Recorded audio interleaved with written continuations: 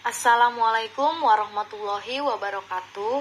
Perkenalkan, kami dari kelompok 6 yang beranggota Sulastriyah dengan NPM 2018 01500711, Rahmawati dengan NPM 2018 01500714, Taskia Vini Helviani dengan NPM 2018 01500744 dan Rafa Pamelia dengan NPM 2018 01500722. Di sini kami ingin mempresentasikan tentang penyesuaian diri dan kesehatan mental.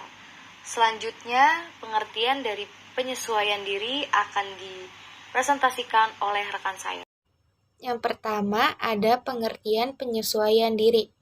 Menurut Kartono, tahun 2008 menyatakan bahwa penyesuaian diri dapat diartikan sebagai usaha manusia untuk mencapai harmoni pada diri sendiri dan pada lingkungannya. Maka dapat diartikan bahwa penyesuaian diri ialah proses yang terjadi secara terus-menerus yang dilakukan oleh seseorang dengan dirinya sendiri kepada orang lain, serta lingkungannya untuk mengatasi konflik, kesulitan, dan rasa frustasi, sehingga tercipta suatu hubungan yang serasi antara dirinya dengan lingkungannya. Perbedaan adaptasi dan penyesuaian diri. Istilah penyesuaian diri memiliki dua makna yang berbeda, yaitu adaptation dan adjustment. Nah, istilah tersebut sama-sama mengacu pada pengertian penyesuaian diri, tetapi memiliki perbedaan makna yang mendasar. Yang pertama adalah Sanders tahun 1964. Penyesuaian diri adalah suatu proses yang mencakup respon mental dan tingkah laku di mana individu berusaha untuk dapat berhasil mengisi kebutuhan di dalam dirinya, juga ketegangan, terus konflik dan frustasi yang dialaminya.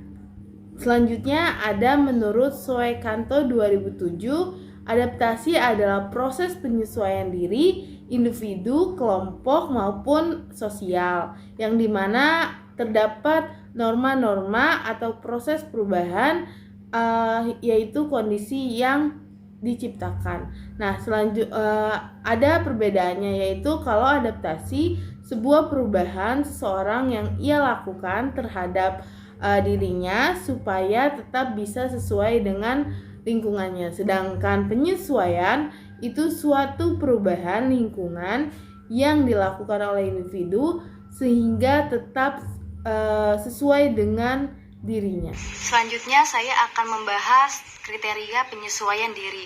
Penyesuaian diri ini dibagi menjadi dua bagian, yaitu penyesuaian diri secara positif dan penyesuaian diri secara negatif. Kenapa dibagi menjadi dua bagian?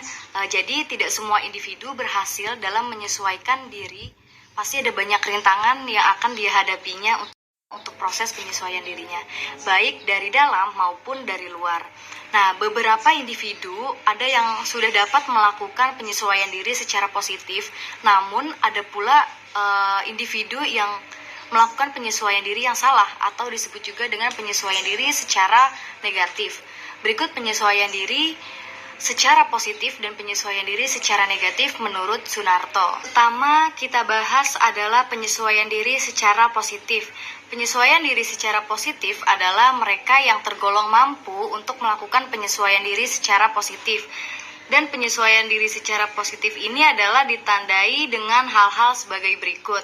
Yang pertama, tidak menunjukkan adanya ketegangan emosional. Jadi, apabila ketika individu mampu menghadapi suatu masalah yang akan dia hadapinya, individu ini menghadapi permasalahannya itu dengan tenang dan tidak menunjukkan ketegangan. Terus yang kedua, tidak menunjukkan adanya prestasi pribadi.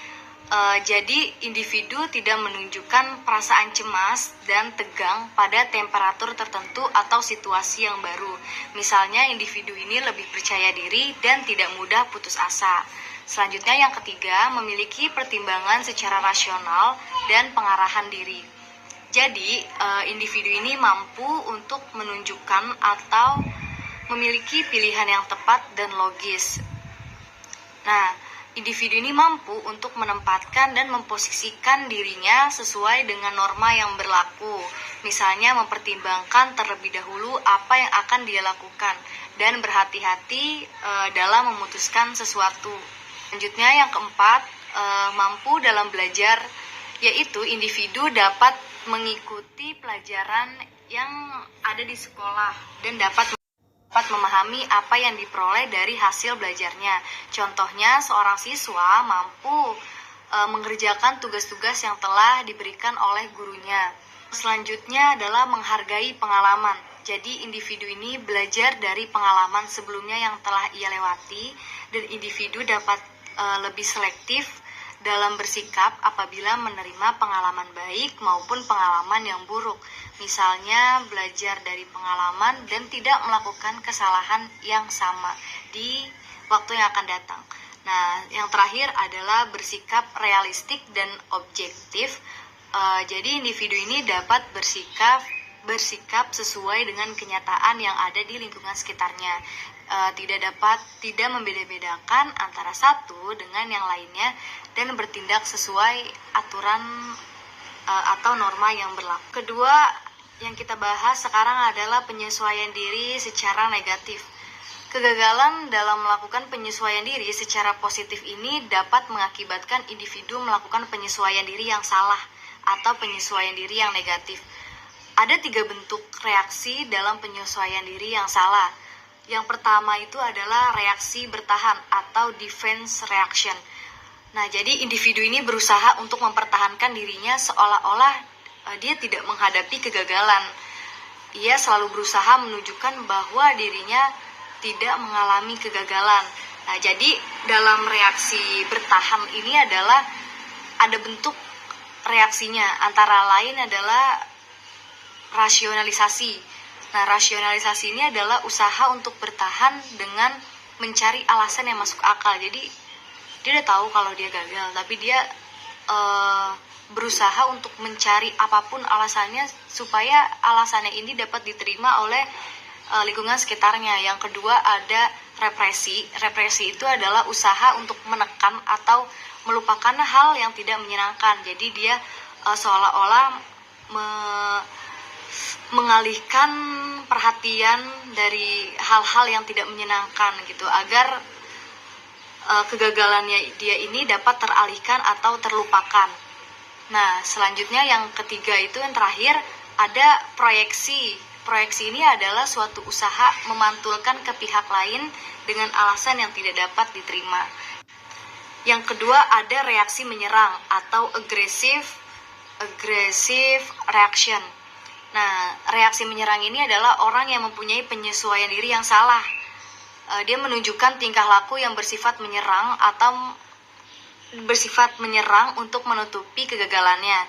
Ia tidak mau untuk menyadari kegagalannya. Jadi reaksi yang muncul ini antara lain tidak senang untuk membantu orang lain, menunjukkan sikap merusak, keras kepala, terus bisa balas dendam, terus juga menggertak dengan ucapan atau perbuatan yang menunjukkan sikap permusuhan secara terbuka. Lalu yang terakhir ada marah secara sadis. Nah, yang ketiga adalah reaksi melarikan diri atau escape reaction. Jadi reaksi ini adalah biasanya orang-orang yang mempunyai penyesuaian diri yang salah, dia akan melarikan diri dari situasi yang menimbulkan kegagalan. Reaksi yang muncul ini antara lain lebih banyak tidur, minum minuman keras, pecandu ganja atau narkotika, terus regresi atau kembali pada tingkat perkembangan yang lain.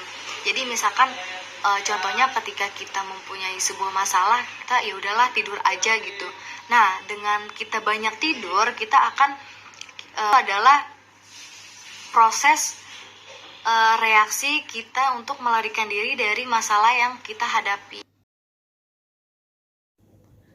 Selanjutnya saya akan menjelaskan tentang langkah-langkah penyesuaian diri. Penyesuaian diri yang baik tidak akan dapat tercapai apabila kehidupan orang tersebut benar-benar terhindari dari tekanan, kegoncangan, dan ketegangan jiwa yang bermacam-macam.